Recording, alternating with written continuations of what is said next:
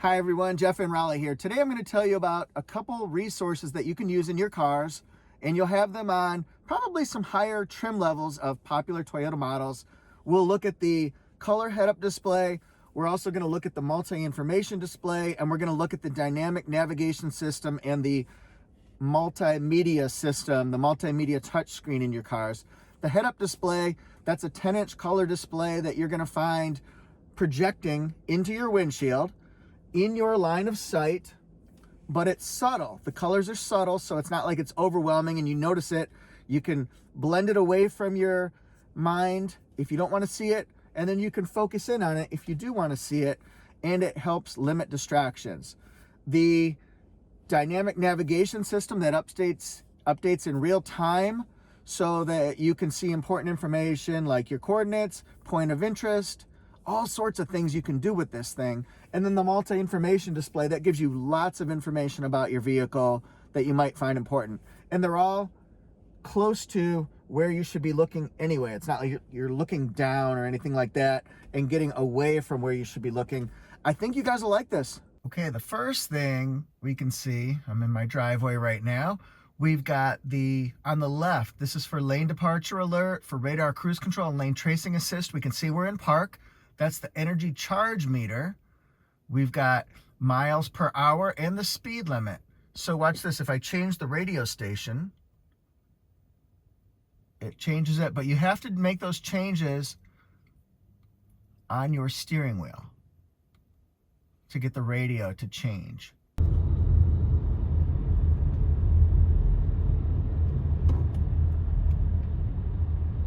Let's do a navigation destination. Destination to 9101 Glenwood Avenue, Raleigh, North Carolina.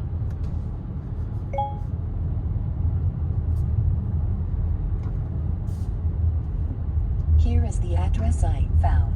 Would you like to go there? Yes. Starting guidance.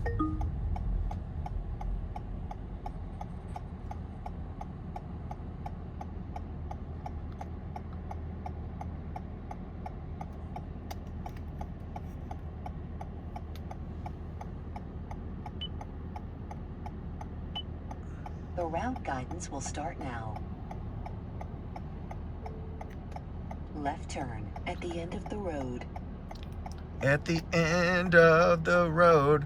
And you can see my navigation system right here is marking the coordinates on my display to go left. So we're going to turn right because that's what my head-up display and my dynamic navigation system say to do. Proceed about 3 miles to US 1 North. All right, saying in 300 feet, we turn right. Next right at the next traffic light.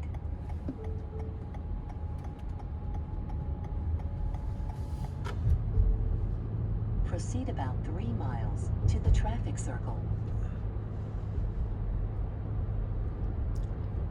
So I get my guidance on my big giant touchscreen inside the steering wheel on the multi-information display and on the head-up display. So all 3 places that I would be looking other than the road in different situations give me my information. So that is quite helpful. Quite helpful, I say. Now what I really like is that it reads the speed limit sign for you. Toyota Safety Sense does. Of course, this is 2.0. And look, you can see I'm going 44, 45, and the speed limit is also 45. So that's a good indicator that I'm doing what I'm supposed to be doing, and the car's letting me know. So thanks, head-up display. I can also change from the hybrid meter to the tachometer. So this will tell me my RPMs of what I'm doing.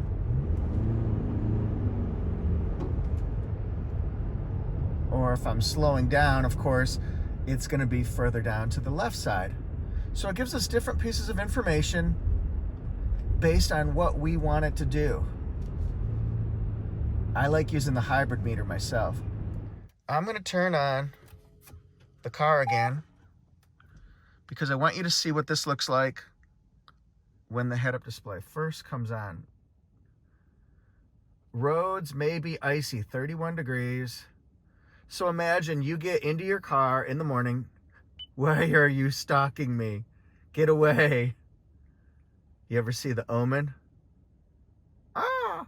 Anyway, so imagine you get into your car in the morning time and you're not even thinking really that the roads might be slick or it could be dangerous in spots. Maybe certain puddles have frozen over. Maybe bridges may be icy.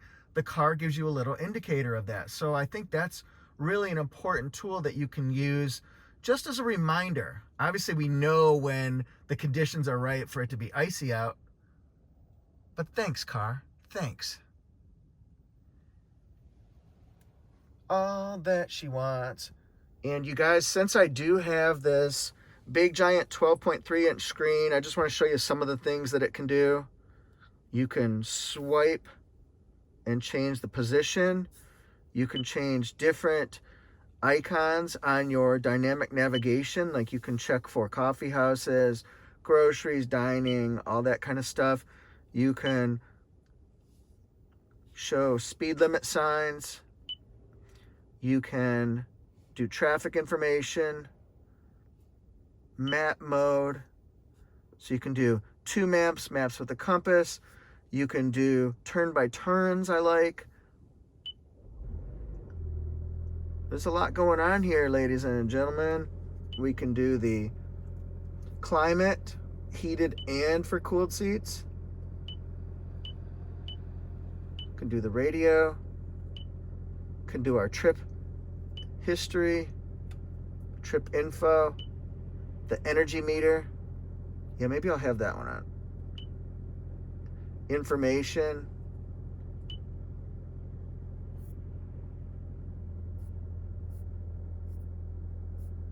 I didn't know I could do that. I just learned something, you guys.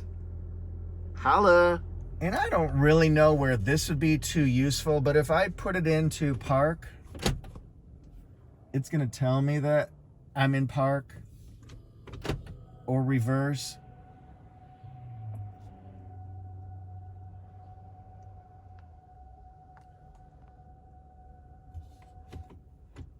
Or neutral.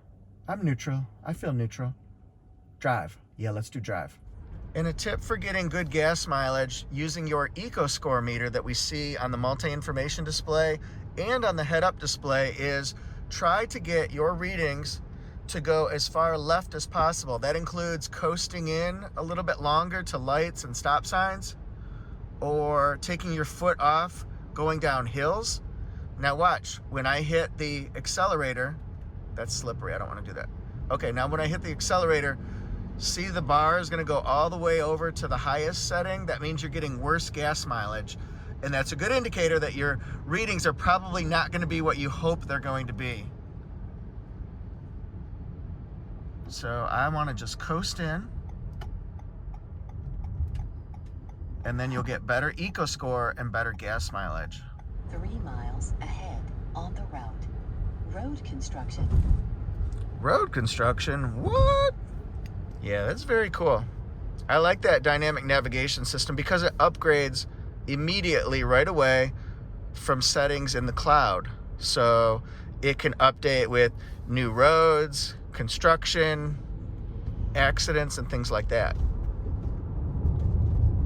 And this is a bumpy road. Let's try to start kind of slowly to see if that improves our EcoScore.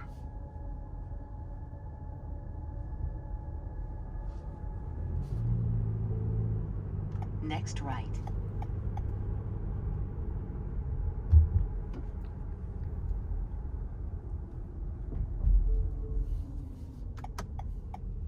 What I want to do now is show you how to set up your head-up display so that you can get readings like this.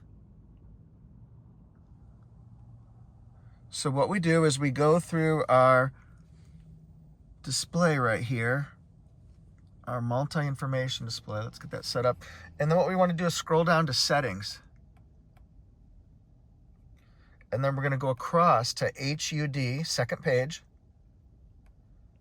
All right, so now we're gonna hold this down. When you hold it down, it opens up a whole new menu. So we're gonna check out brightness and position. So we're gonna go left and right on our keypad here. Look at that.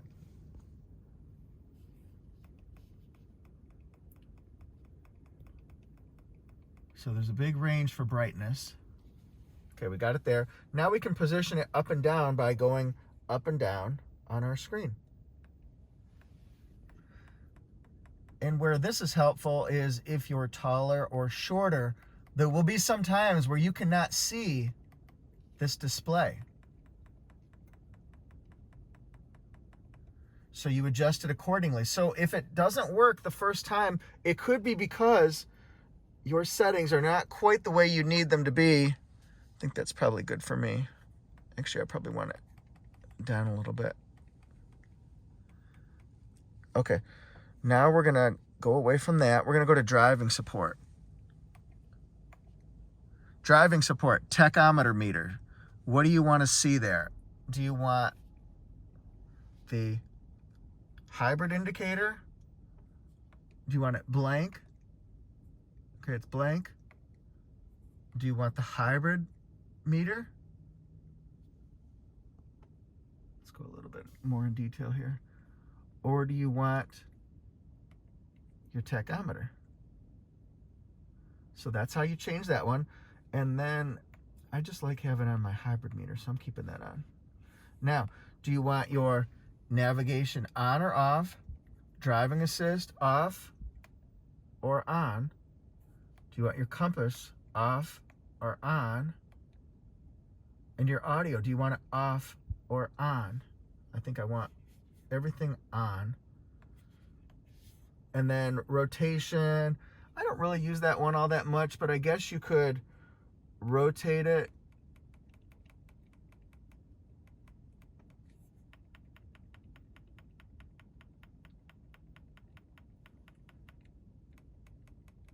So you can rotate it a little bit counterclockwise or clockwise. That one doesn't do all that much for me. I guess I'll just keep it right here. And remember about the audio, if you want it to work using controls here, those are not going to show up on here as readouts. You have to do toggle right here. So I'm gonna just toggle through. These are not my settings actually. These are what was already on the car. I noticed a lot of government stuff on there. Not really my thing. Let's see if we can go classic rewind, 80s and 90s. Pop 2K, Pop Rocks. I like all those stations. Cool. So that's how you do the audio. You have to toggle here. You know, another thing I think that's really cool, I think it's really cool that if I don't know what the speed limit is, I can look at that road sign up there and say, oh yeah, it's 45. But I can also look on my navigation screen for dynamic navigation. I can look on my multi-information display, and I can look on my head-up display, and it's going to tell me the exact speed limit. That is pretty remarkable. So I don't think you can use that type of an rationale or explanation when you're telling the officer, sir, I don't know what the speed limit was. There wasn't a posted sign. Yeah, that's not going to cut it. He's going to say, look at your head-up display, your multi-information display, and your multimedia touch screen. I don't think so. You're getting a ticket, son. Yeah. Or maybe it's Buford T. Justice. I'm going to get me that bandit. Yeah, the bandit. Great movies. All right, so this speed limit up here is changing to 60.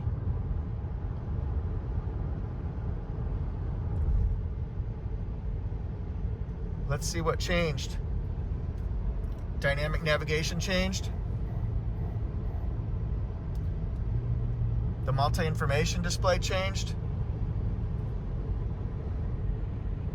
And our head-up display changed. Holla.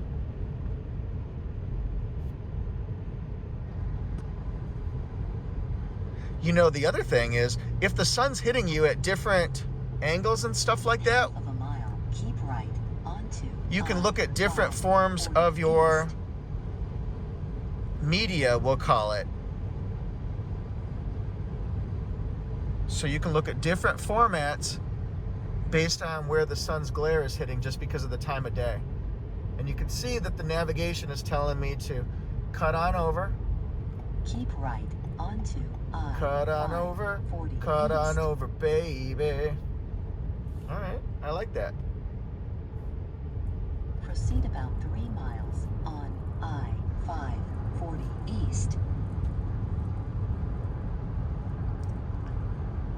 Yeah, that's not bad. Not bad at all. I think this system, when working all together as a team, here's the speech, it really is a great tool for you, and I think it does help limit distractions, and it makes driving life easier. Yes, in the good old days, there was none of this newfangled technology. You didn't need that, and you still don't need it, but if you use it, you don't have to use it all. Just use some of it. As you're getting comfortable with it, it really will help you. Exit 4A is on the right. I like that dynamic navigation system. Look at that. That's a cool readout there, folks. And if you guys want to see how the lane tracing assist works, it's going to keep you centered. Don't do it, Jeff. Right like that, going around a turn for just a few seconds, maybe 8 seconds or so. Look at that.